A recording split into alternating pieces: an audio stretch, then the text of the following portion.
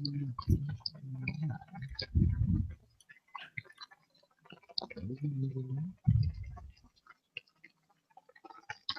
hearing like a little bit. That's fine. It's probably on my end, to be honest. Yeah. That wouldn't shock me at all.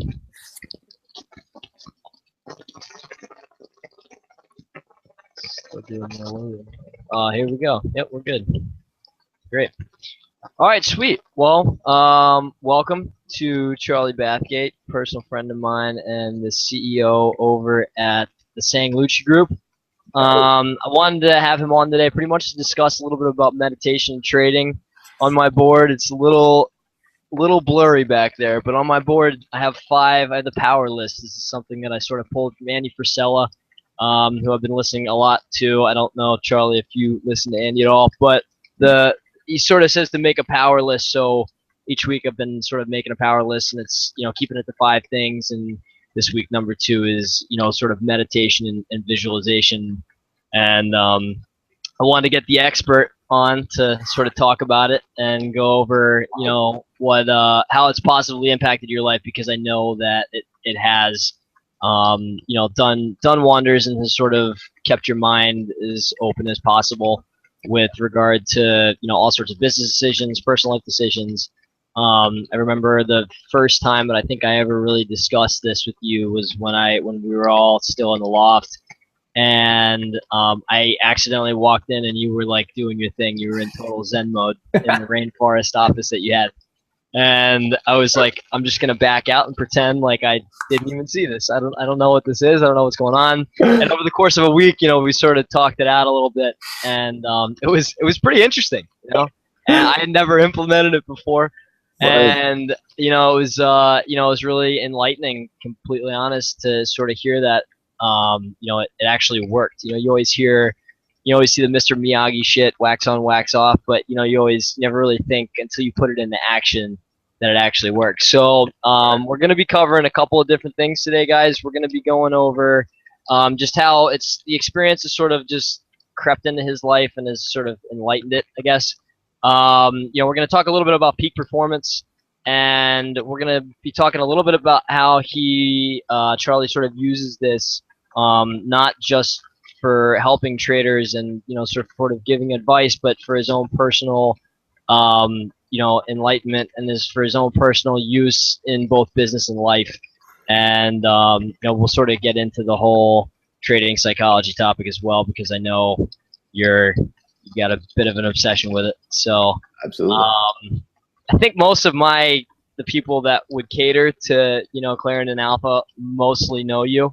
I would say 95% of them do, but for the 5% that don't, you know, sort of give a little bit of a background and just sort of talk about, you know, what you guys, you know, have done over there at Sang Lucci, and you know, your role over time at the hedge fund in the company. Yeah.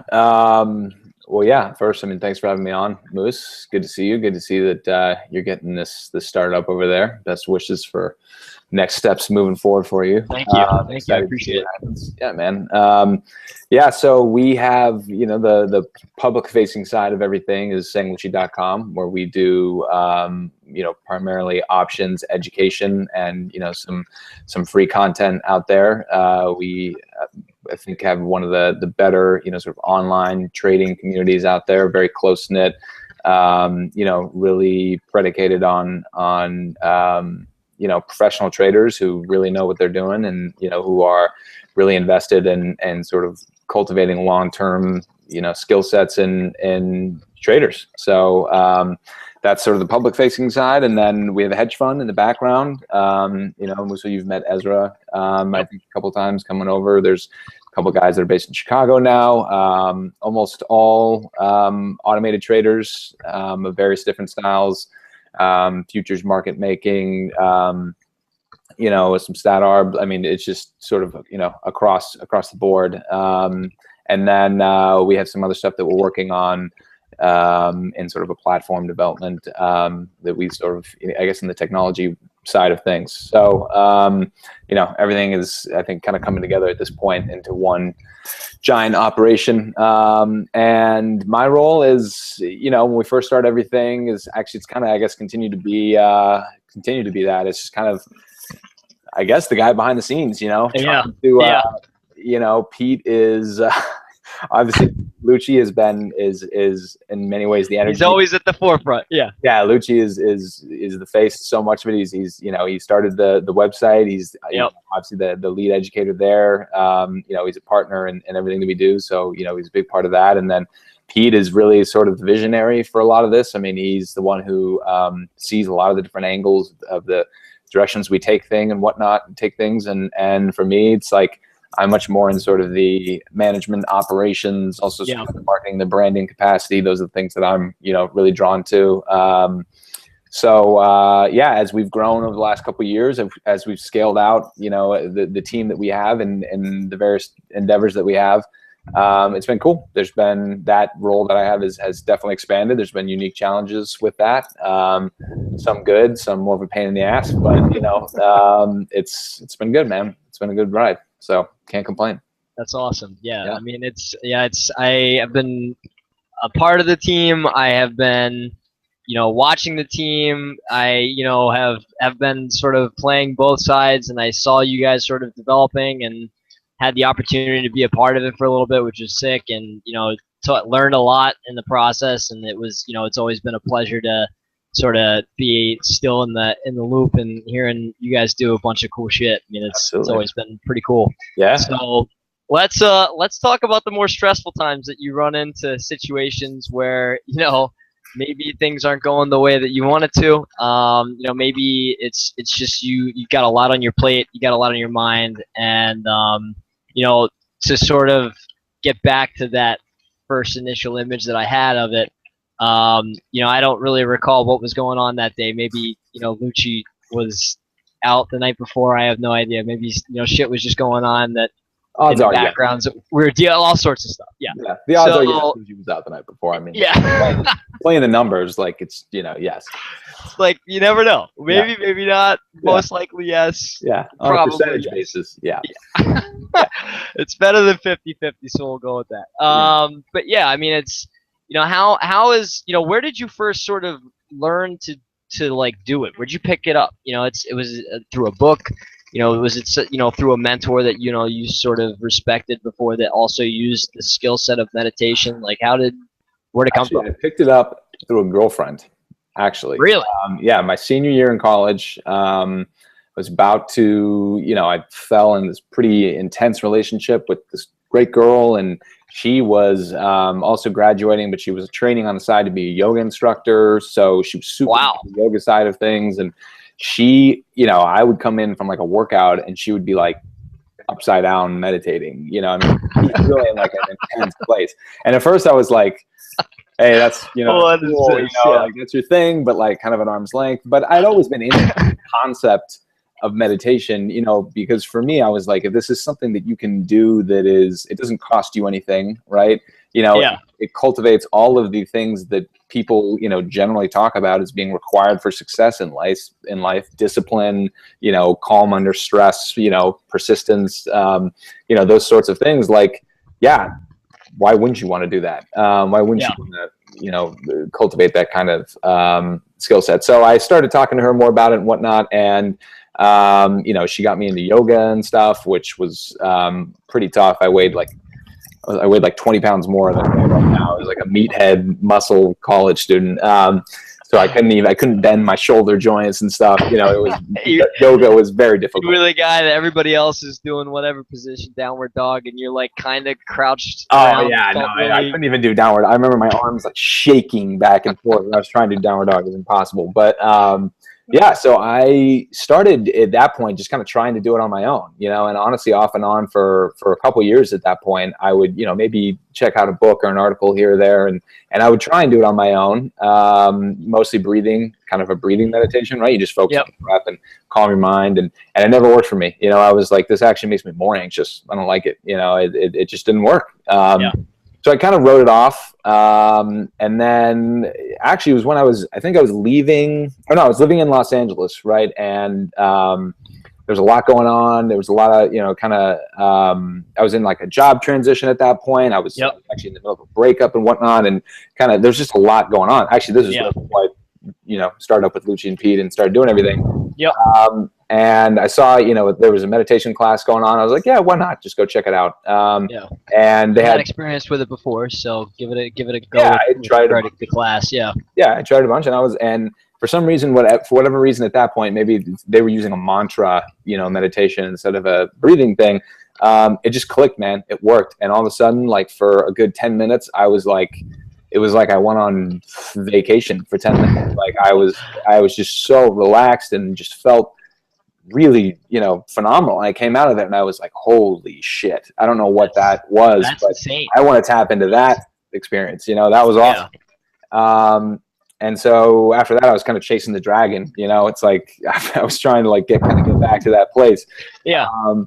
And so then I kind of took it, you know, started taking it more seriously. And then, yeah, at this point, you know, I do it twice a day. I do it not so much in terms of like an as needed basis. Like I don't think of it as like, all right, well, I'm stressed, so therefore I'm going to do it. It's like, do it in the morning, do it in the afternoon. That's part of the routine that I've built up that helps, you know, kind of keep me at where I want to be ideally. Yeah. So, yeah, it was really, I mean, since I've been, I guess you could say I started trying to do it 10 years ago, you know, and it was probably within the last 3 or 4 years that I started doing it consistently. So it was certainly not like oh, I just started doing it one day, you know. Flick of the switch and it actually worked. Yeah, I feel like, you know, I'm new to this still, and you know, I feel like I'm sort of in that 2-year time frame. I sort of started picking it up when I was in New York with you guys, and I ran into the same thing. I was like, you know, this just is doing it for me. Would you say that the class setting was the thing that really kicked it off, or would you say that it was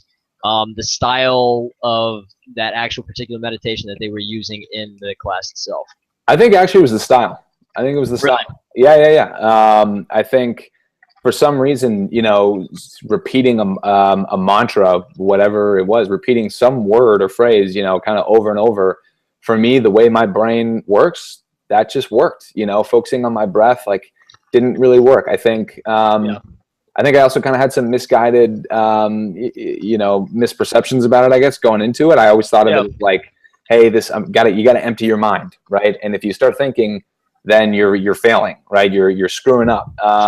Whereas, you know, it's not possible. That's not, you know, that's not really the point. That's not really possible. So as I kind of had more experience with it and just got, you know, talked to more people about it and read more about it and whatnot, I think I kind of got a better gauge of like, okay, well, this is really what the goal should be. And I just tried different things. I mean, even to this day, like sitting there doing breathing meditation is very, very, very difficult for me. You know, even the experience that I have, it's not really something that clicks. So I think it's kind of one of those to each his own thing. Hey man, I feel you. I mean, for me, it's like I've done numerous, you know, I've read a bunch of stuff on breathing meditation specifically, and you know, it's you know, in the morning, it's sort of part of my morning routine. You know, before I get in the shower and whatnot, that's where I do all of my brain drain. You know, when I first wake up, is sort of shower. I have that 15 minutes of complete serenity. Nobody is gonna bother me, and I got, you know, that's it. And, you know, prior to getting in, you know, I do 5 minutes of breathing and I'm good to go. But, you know, I mean, even last night, you know, I sat down and maybe it's that routine piece of it. I know that you said, you know, that sort of helps you, but yeah, I'm definitely at a stage right now where it's like, it's not clicking, but I definitely want it to. Yeah, for sure. So let's kind of dip into the peak performance piece, and I kind of want to talk to you about whether or not you've had experience with, or you know, obviously you probably had experience with, you know, traders that utilize it, but was there one particular experience that you had with any traders that you've dealt with that may or may not have used meditation, you know, that really saw like a positive peak performance type aspect to utilizing meditation as a skill set for them on a routine basis? You know, I mean, thinking about like, especially some of the guys that we work with in Chicago who are, you know, they're you know, professional traders who are either managing their own money or you know, they're at certain shops. I remember having a number of different conversations with them where some of them have said like, oh yeah, you know, I meditate every once in a while. You know, I do that. That's part of my like arsenal, you know, part of my toolkit of things that I do. you know, in terms of like students or people within, you know, kind of through Sang Lucci, I've definitely had a number of conversations with various different people who've said, you know, who I've talked to about meditation, who use it at various different points. I can't say that there is like one instance where I've said like, hey, this guy, you know, started doing it and then it changed his life. It changed his trading. Yeah. Right. Yeah. I think in part because like meditate, it's a weird, some people just, it's kind of a private thing, even though it's like really not like at all like a big deal or a private thing, you know. It's like it's just not something that people are like, yo, you know, you want to talk about meditation, you know. People just don't really, it doesn't really come up. Yeah, I guess. Yeah. But I think it's a lot of people I talk to, you know, they're almost like, yeah, it is just another thing that I can use to get my mind to a certain place, right? Yeah. Visualizations, you mentioned, is another one that, you know, for a lot of people that meditation doesn't work for them, visualizations are hugely helpful, you know, or you know, vice versa. They're not mutually exclusive. They could be, you know, complementary. There's all sorts of different things you can do. Sometimes I feel like meditation gets put on a pedestal, you know. People are like, oh, meditate. Meditate. Like yeah. I do yoga and I meditate. And right, exactly. In another universe, right. That's like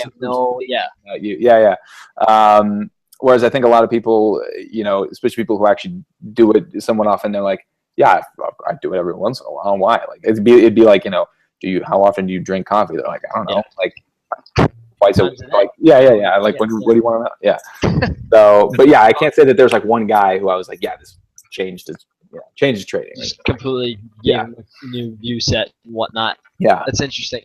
Yeah, I mean, it's like, because I'm new to it, it's like, you know, I've dealt with people that do yoga. I know I can't even count on, like, I could have 10,000 people standing in front of me and all of their hands out, and I still know more people that have done yoga, and they're like, this is the most, this is the best thing in the world. Like, this, you know, it lets my mind go. Right. And you know, I hear it all the time, but every now and then I think about it, and it's like, you know, is it one of those things where it's just pop culture that it's like every girl's got to go to yoga with a Starbucks, or is it something where it's like it's actually making a difference, you know? And it's, for me, it's sort of, for the longest time I was like, meditation, like, do I like, I'm already well on my way, but do I have to shave my head and like sit in the red garb in order to do it, you know? Right, totally. Yeah, that's another. I feel like it kind of gets I almost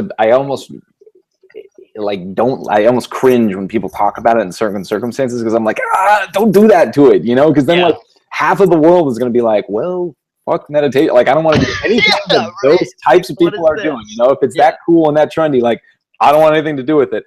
And I'm like, that sucks, because, you know, it's not even that, it's nothing special. It's you're not even doing anything that unique. So I feel you. For sure. And I think it's good. I mean, I think it's good that you brought it up, that you have heard people, you know, that have sort of added it to their arsenal, and not from a standpoint of peak performance, but rather from a standpoint of like, this is just a part of my day. Like, you know, like you were saying, you know, this is part of my daily routine. So this is what sort of gets me through the day. It allows me to decompress for that 15, 30 minute, you know, however long you're doing it for, and, you know, sort of, you know, move on to the next topic or the next segment of my day. I'm assuming it's a good breakup. It's got to be a way to really manage your day. Yeah, absolutely. Yes, that is, yes, absolutely. You know, and it actually has gotten to the point where, like, I will start to like towards like later in the day sometimes, like I'll start to actually almost get like a little bit of a headache, like, and like start to kind of feel the fatigue or whatever, which like not ideal necessarily, but like, you know, and then if I go, you know, I'll go kind of do like the afternoon meditation session, I'll come back and you just kind of feel, you know, there's like 20 minutes afterwards, like a little bit of a lull, or you're kind of like, your brain is almost like resetting, and then it's like, boom, like you've just woken up and you're good to go, and like restarting a computer. It's like you just 5 minutes, and like programs are going to be slow, but totally sort of not start any of your programs, and then you start them after that 5 minutes. It's likely going to be in a really good spot with your computer, and it's going to run a lot faster. It's a good. And it's also, I mean, it's helped. It's also helps my sleep too. Like it's like really started and getting into it. Yeah, I fall asleep like pretty much right away. Don't really have it. Really, that's really one other things. I mean, it lowers your heart. Like, you know, for a while I was measuring my heart rate every day because I'm a weirdo and I do stuff like that. I find it interesting. Like, lowers your heart rate just sort of across the board. Like, there's a lot of ways it affects your life that, you know, are not as acute as you might imagine. But yeah, that's no, I mean that's really interesting, and we sort of nicely sort of rolled into that. Like, how does this sort of work from a life standpoint? You know what I mean? And this is like it's, you know, number 4. What do you sort of pair with meditation? Like healthy eating habits, sleep.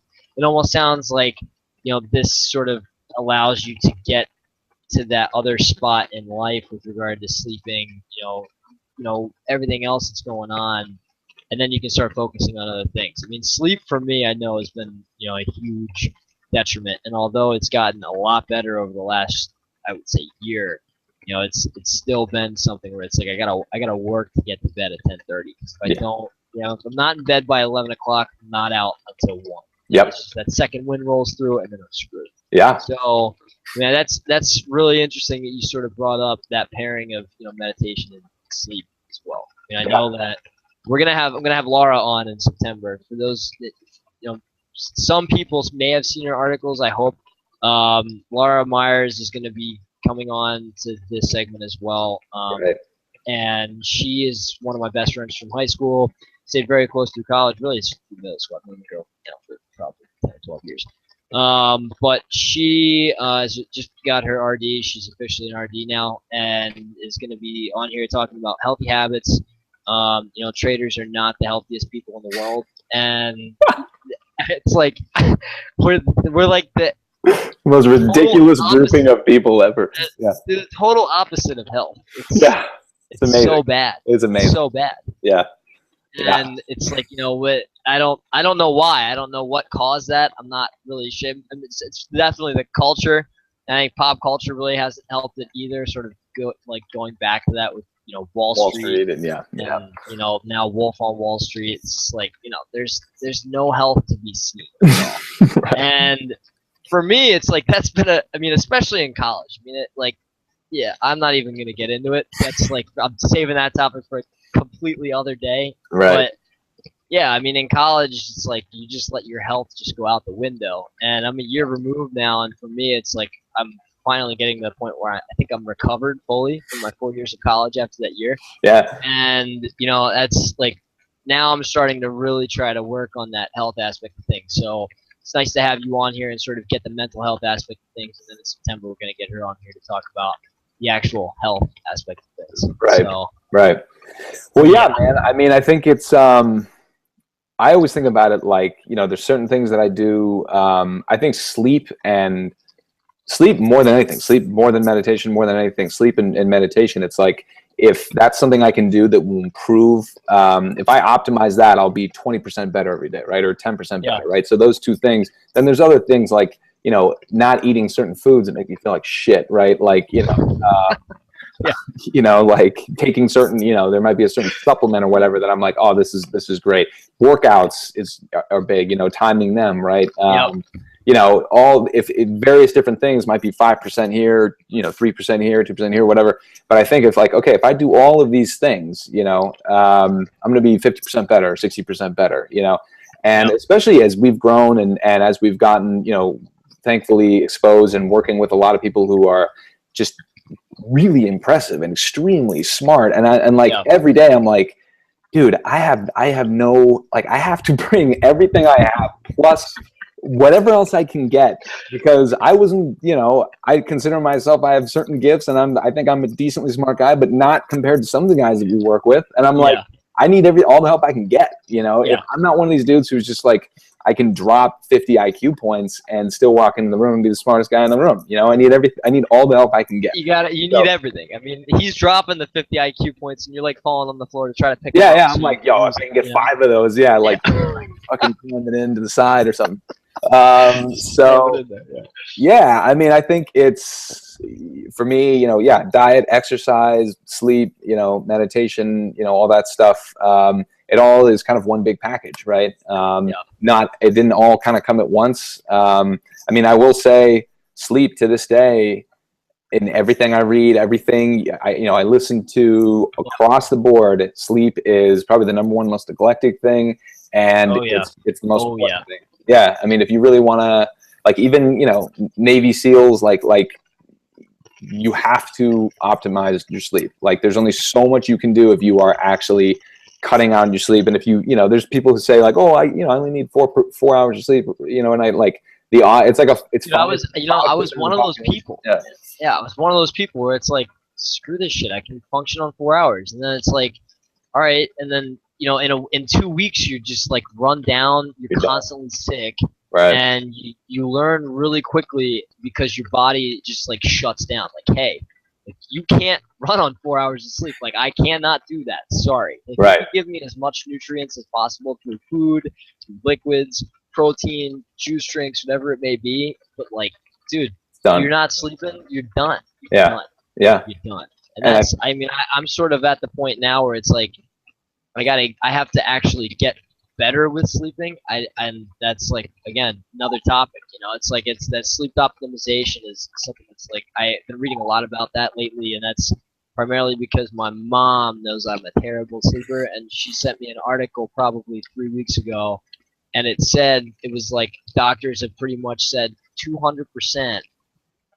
That it's I think it was realistically, I think it was 60 to 65% people, more people that get 6 hours or less of sleep are that percentage more exposed to getting early onset Alzheimer's. And I was like, oh my god. Yeah. That was a wake up call for me, because I saw both of my grandparents and my mom's side go through that, and I was just like, I do not even want to go there. Seriously. And it's reading that article, it's kind of crazy. I mean, with science right now, they're coming out with so much new stuff, research wise, and like laboratory wise, to actually run these exams and run these tests. And a lot of it comes down to just healthy eating, sleep.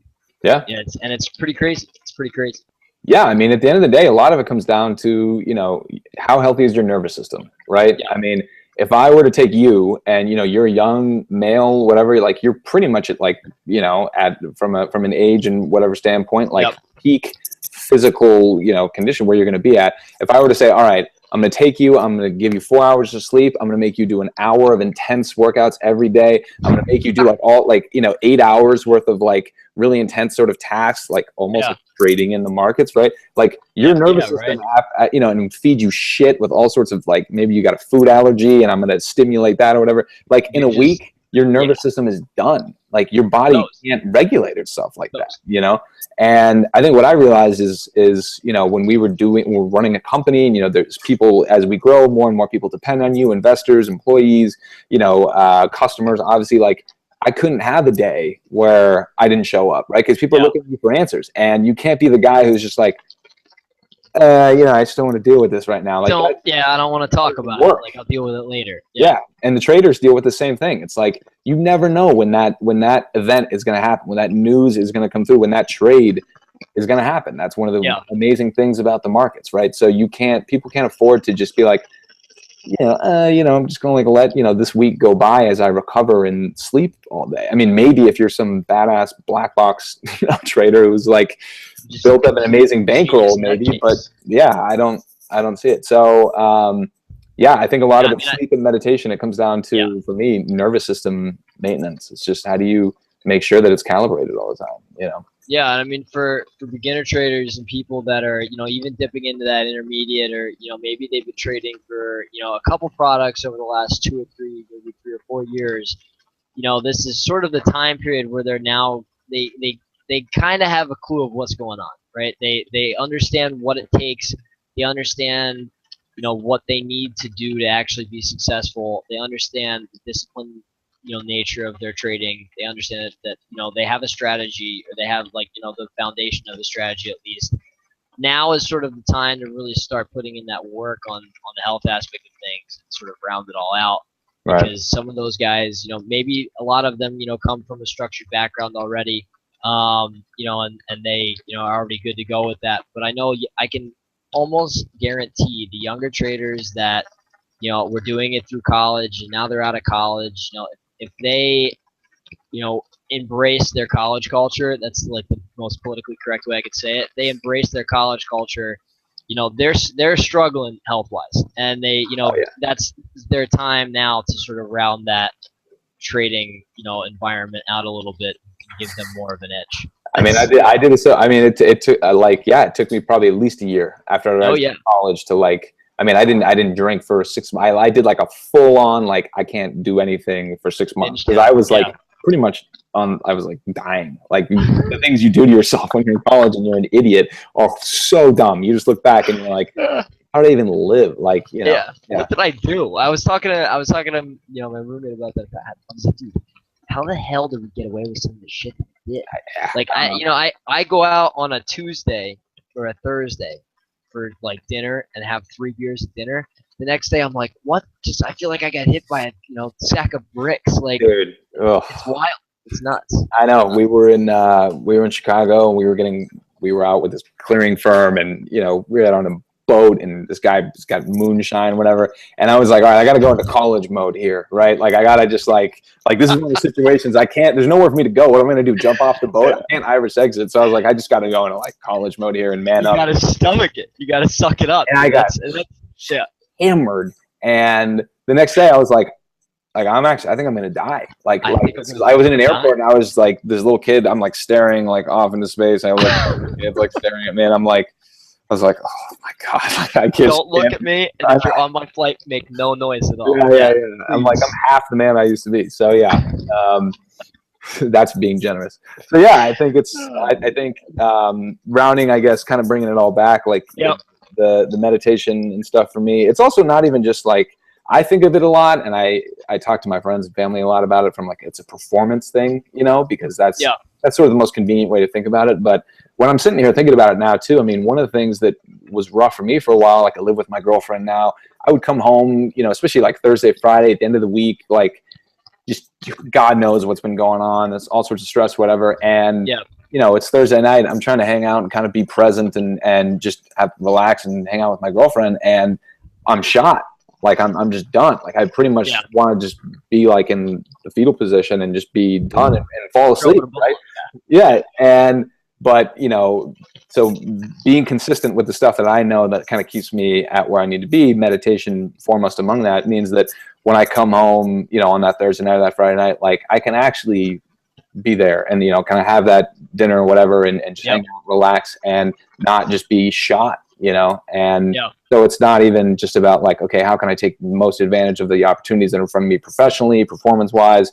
It's also just personally, like, I just don't want to feel like shit, like if I can avoid feeling like shit, why wouldn't I do it? Like, Exactly. Yeah. And I think that, I mean, I am now in the process of like doing the full on like 8 to 6 world. I know a lot of people call it 9 to 5.